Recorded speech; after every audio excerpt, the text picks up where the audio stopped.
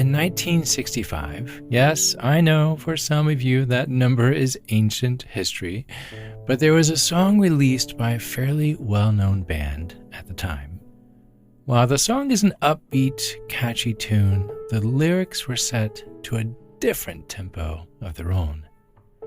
During one of the interviews, the artist said, when the song came out, I was actually crying out for help. Most people think it's just a fast rock and roll song. I didn't realize it at the time. I just wrote the song because, I was commissioned to write it for a movie. But later I knew I really was crying out for help.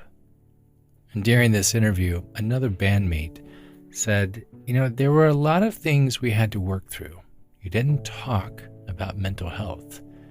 It was something really that, as four guys, you were more likely to make fun of than to be serious about. And the making fun of it was to hide from it, to hide from mental health. John Lennon had it all, or so it seemed. A legacy of musical history that lasted long past his death. He had fame, he had fortune to keep his lifestyle afloat with ease, yet he still longed for something deeper. Something that comes not from great wealth, nor fame on a screen, but something that our souls crave so desperately. Something that he wrote in a song called Help. If you haven't heard it, I highly recommend it. It's from a great album, again, 1965, Help, and there was a fun movie that went along with it. But help in understanding the chaotic beauty of life, right? We're all searching to navigate through these turbulent waters and comprehend all of these unfathomable forces that are around us. And just like him, deep down, John Lennon just wanted someone to make sense of these things with him, to connect over what may seem incomprehensible at times. He was no different than the rest of us. He was just, like the rest of us, he was in need to find someone with whom he could grapple these incomprehensible things with. He wanted someone to think together with him, to collaborate, to unravel the mysteries that clouded his life. And when he needed it, someone that he could ask help from. Does it sound familiar? I think it does. At least it does for me too. Yes, Lennon was an amazingly creative artist, and his work with McCartney changed the course of musical history, at least in my opinion. But it's important to remember that behind all of this musical genius and fame, John Lennon was just like the rest of us. He was a normal human being who experienced highs and lows. More than anything else, this is what really binds us together, the commonality of life experiences. Whether we like to admit it or not, everyone faces moments of being overwhelmed, of being lost, of being uncertain of how to get back to their feet. Help. Why is it so hard? Why is it so uncomfortable? Why are we so vulnerable to ask for such a thing as help? I'm Chad Lawson, and let's calm it down in 3, 2, 1. From early childhood, we're taught that crying is for babies. And if life gives you lemons, make lemonade. We're encouraged to keep our head down, power through the hurdles of life, and never to ask for help. Somehow along the way, we've internalized this idea that strength means bucking up and soldiering on, without ever taking a break to acknowledge our vulnerability. We're human. But here's the thing. Real strength is in recognizing when you can't do it all alone. Accepting that asking for help isn't a sign of weakness, but but rather a window for connection. Asking for help is a window for connection. It's a window not only for you in connecting with someone, but for growth. Asking for help can often feel like this huge step and one that requires like this special kind of bravery. And when it comes to asking for help, many of us tend to get in our own way. We can find ourselves in a psychological quicksand, insisting that we must be worse off than others before we can reach out and ask for assistance. But that doesn't have to be the case. Instead of getting lost down this rabbit hole, or even just having days where you feel not your usual self, stop. Give yourself permission to say, hey, you know what? I'm alone. I have no idea. And this is too much for me to carry by myself. There's no metric. There's no benchmark. Whatever it is that's confusing or overwhelming you, it's okay to admit that you don't understand. It's okay to admit that you don't know. It's okay to admit you can't continue. Take a deep breath and declare with pride. Are you ready? Hey, I'm just a bit lost. Sometimes it just feels good to say that. Hey, you know what? I have no idea. I have no idea. I mean, I feel like I say that every day. I have no idea. But having the confidence to say, you know what? Right now, I'm a bit lost. Because asking for help doesn't mean lesser than. It means strong enough to recognize that every now and then, everyone needs a hand with something. I'm going to say that again, even for my own sake. It doesn't mean lesser than. It means strong enough to recognize that every now and then, everyone needs a hand with something. One of the things I hear the most from with you, my listeners, is, I just don't know how to ask. I need help. I want to talk about what I'm going through. I want my situation to be better. I just don't know where to begin. Or my stomach turns to butterflies, or my tongue gets tangled, or this or that. I hear you. And that is why this episode today is help. We've all been there. So, here's what I'd like for you to do. Write this down. It's important. Pause the podcast if you need to find something to write with. Okay, are you ready? 3 words. Why, when, who. I'm going to say those again. I hope you're writing this down. Why, when, who. First things first. Why? Why do you need help? Asking why do I need help can sometimes seem like a silly question, because the answer may be glaringly obvious, but taking some time to examine exactly why you need help and what it is that's prompting you to reach out, well, this can help clarify any emotional hurdles that you may be facing. Perhaps it's a lack of motivation in your professional life, and maybe it's a personal issue for which you're seeking emotional support. But asking yourself why you need help, it sometimes can seem like a no-brainer, but if you don't actually think about it, write it down and process, then how can you know how to address the why? Diving deep into the problem and understanding your motivations, this is key to unlocking the insights and understanding the why behind it. Take some time to really consider why you need help.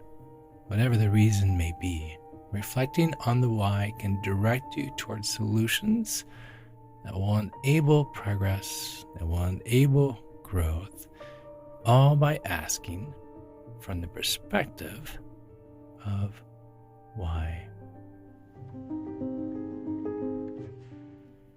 Up next, when. When should I reach out? Knowing you should ask for help isn't always easy. We all know that, especially when it comes to acknowledging your own limitations. But before you let frustration or feelings of failure take over, it's also important to ask yourself, when? When do I ask for help? I know it may seem odd, but sit with me in this. It might be tempting to call up a friend or a family member and ask for help with a tricky problem. My kids do it all the time. But before you do that, it could pay off to have an honest look at the situation and evaluate the resources available to you. Are there sources of information or resources within reach that you can actually take action for yourself? If so, you might be surprised by how much progress you can make without abandoning it all on someone else's shoulders. Even if having assistance would speed things up, truly committing yourself to putting in the necessary effort will likely take you even further. And even if you do hit a wall somewhere, that's okay. You'll know that you've given it absolutely everything you had in you. And after taking a good, hard look at the landscape by yourself, and you've exhausted every avenue, then reaching out for help can be just the thing. But even if you don't think you have what it takes, I'm going to encourage you, because you might be surprised with yourself how far a little self-help can go. And finally, who? Who do I ask for help? It can be intimidating to reach out and ask for emotional help. These are emotions. These are not things that we consider light. And it can be even harder to decide who you should reach out to. Do you choose a family member? Do you choose a friend? Or do you choose a therapist, someone that's professional? Well, it all depends on your comfort level. Taking a deep breath and feeling the butterflies in your stomach, well, that can be what it's like to talk about your feelings or thoughts, especially with someone you know really well, like a family member or a friend. And it can be daunting to do this with someone that's really close to you because, well, emotions are powerful and they're heavily personal. So if you're seeking guidance on how to start the conversation or how to process through these feelings, a licensed therapist is definitely an option. Now, quick side note, instead of calling them therapists, which is like super heavy, I've never understood why that's such a heavy term, I like to call them dream whisperers, right? Dream whisperers. I mean, after all, what they do is help you make your dreams come true by allowing you to work through and resolve your emotional issues in a very safe space. And plus, it's just fun to say, dream whispers. I feel like it takes an extraordinary kind of person to be able to listen to someone else's struggles and then help him or her find solutions. Dream whisperers offer this kind of support.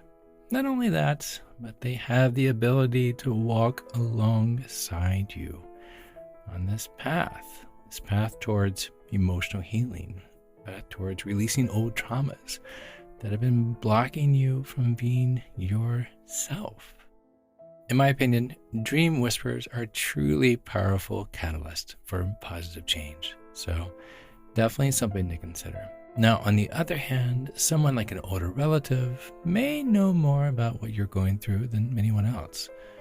And it's also important, really quickly, to be able to freely reach out for help without fear of judgment. When our backs are against the wall, having someone who can provide an open and supportive ear as opposed to harsh criticism and judgment, you know this, it makes all the world a difference. The last thing you want when approaching someone for assistance is someone who is more concerned about passing judgment rather than providing a listening ear and adequate help. That's why it's crucial when asking for help to consider who you are asking.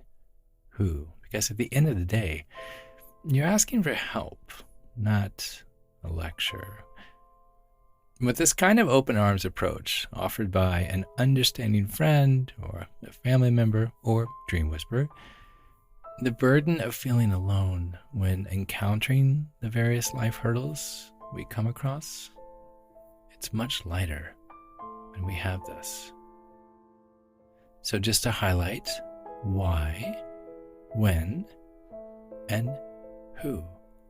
Why do I need help? When should I reach out? And who do I ask for help? So now I'm going to put this into practice myself. And I must confess, this is hard. I was an independent artist for more than 20 years before signing to a major label with my music. I like challenges. I love the impossible problem solving. I get up every single morning asking myself, what is the most impossible thing I can go after that day? But even I must confess, I have my limits. And, well, I need your help. I started this podcast in September of 2020 as a way to engage with my music listeners when the pandemic shut down my performance schedule. Now, after 2 years, I'm at an impasse, and I need your help. I actually never intended to become a podcaster. This podcast is a passion piece for me. I sit in my chair every week because of you, the listener, and the emails of how much this podcast means to you, how it's helped you through some of your most difficult seasons. Thank you. This is an honor, and I do not take those words of kindness or gratitude for granted in the least. And these past 2 years have been an absolute highlight for me, and I'd like for it to continue. My performance schedule and music commitments are beginning to crowd my calendar as they did before the pandemic. I'm happy, I'm grateful, but in order for Calm Down to continue, I'll need to either scale back the episodes each month or, with your help, continue, as it has been ever since the beginning, an episode every week. In the more than 70 plus episodes, you have never heard a single ad. Not a one. I've been offered many opportunities to place various ads into each episode, and I've actually been offered to bring this podcast to another platform. Now, there's nothing wrong with ads or working with a large production company. It's what keeps the lights on for some podcasters, but I've got to be honest, I would prefer not. I would prefer to keep this independent. So here's the why that I'm asking. This podcast is a one-man show.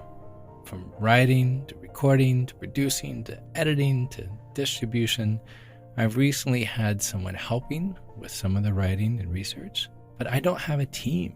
I don't have a production staff. I research a lot, I read a lot, and then I question, and then I sit at a desk for 2 to 3 days each week, putting an episode together. So here's what I'm asking. Will you help me with just $1 or $2 a month? That's all I'm asking. Will you help me with $1 or $2 a month to help this podcast continue? Because with your help, I can actually bring on some additional help, such as an editor and a producer and some help with the research. Will you help me keep this podcast going? On the website, calmitdownpodcast.com, you'll see 3 areas where you can help. There's a blue floating button at the bottom left of the screen with a coffee cup that has a big heart in it that says support me. There's also a blue button that's just above the email list section that says support me. And at the very bottom of the website, there's a QR code that you can scan as well. Will you please help me in keeping this podcast ad-free, as I really don't want to pitch products that have no relevance to our conversations. I really don't want to scale back the episode releases either. I want this to thrive. I want to do local meetups when I'm touring. So if I'm in your area, I can rent a space and we can all get together and we can meet and we can smile and we can share. I want this to be a community. I want this to grow and to inspire each other. I wish I could do this all on my own. I do. I mean, truly, me against the world, bring it. That's my nature. However, this is not the case. It takes a village, or at least a few people, to make this podcast happen. So while I'm already doing what I can, I need your help. A reoccurring $1 to $2 a month is enough to show your love and appreciation, and I would be so incredibly grateful if you have the means to do it. Again, if you don't have the means, don't do it. I understand. But $1 to $2 a month is less than $1 an episode each month. If you'd like to do $4, by all means, that would make it $1 an episode. I would be ecstatic, but honestly, I'm just asking for $1 to $2 a month. It would help immensely. Again, commentdownpodcast.com. Click on anything that looks like a coffee cup or the QR code at the very bottom of the page, and you'll have the option for a one-time gift or for a monthly reoccurring. If you would please choose the $1 to $2 monthly reoccurring, that would be amazing. Oh, and I gotta mention this because a listener gave $5 yesterday and it brought the biggest smile on my face. So I'm not even asking for help. And Jennifer A., you were so kind. You were so generous that all of a sudden my email just showed that you gave $5 because you just liked the podcast. So thank you. It means the world. So, okay. Thank you. Asking for help has never been my strong suit. I'm the type of person that tries to figure out the problem at hand on my own if I can, and never wanting to burden someone else with my issues. But over time, I'm learning that reaching out for advice, or even just turning to a friend when things get rough, it's helpful. It helps. And like John Lennon, like all of us, that is all any of us could ever hope for. Just a little help.